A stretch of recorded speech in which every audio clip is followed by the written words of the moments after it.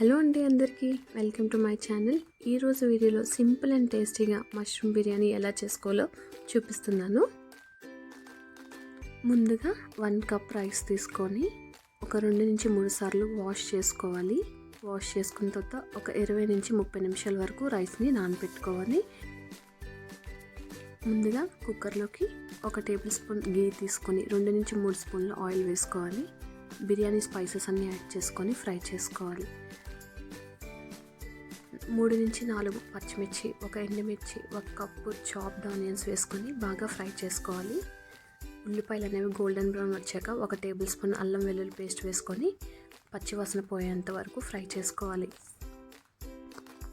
తర్వాత already chop చేసి పెట్టుకున్న ఒక పెద్ద సైజ్ టమాటాని వేసుకోవాలి. వేసుకున్న తర్వాత కొంచెం గ్రీన్ పీస్ వేసుకొని ఫ్రై చేసుకోవాలి.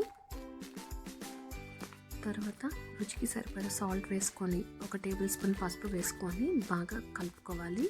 కలుపుకున్నాక 1 టేబుల్ స్పూన్ ధనియాల పౌడరు, 1/2 స్పూన్ గరం మసాలా వేసుకొని బాగా మిక్స్ చేసుకోవాలి. ఆల్రెడీ వాష్ చేసి పెట్టుకున్న మష్రూమ్స్ యాడ్ చేసుకొని బాగా మిక్స్ చేసుకోవాలి. నేను 250 గ్రామ్స్ మష్రూమ్స్ తీసుకున్నానండి. ఇలా మిక్స్ చేసుకున్న తర్వాత ఒక లిడ్ పెట్టుకొని ఒక 5 మినిట్స్ వరకు కుక్ చేసుకోవాలి. కుక్ చేసుకున్న తర్వాత 1 టేబుల్ స్పూన్ చిల్లీ పౌడర్ వేసుకొని ఒక 5 మినిట్స్ వరకు కుక్ చేసుకోవాలి. తర్వాత ఆల్రెడీ సోక్ చేసి పెట్టుకున్న రైస్ని యాడ్ చేసుకొని బాగా కలుపుకోవాలి. ఈ మష్రూమ్ బిర్యానీ అనేది ఈజీగా 3 మెంబర్స్ వరకు సరిపోతుందండి. నేను 1 కప్ రైస్ తీసుకున్నాను కదండి, దీనికి 1.5 కప్ వాటర్ వేసుకోవాలి.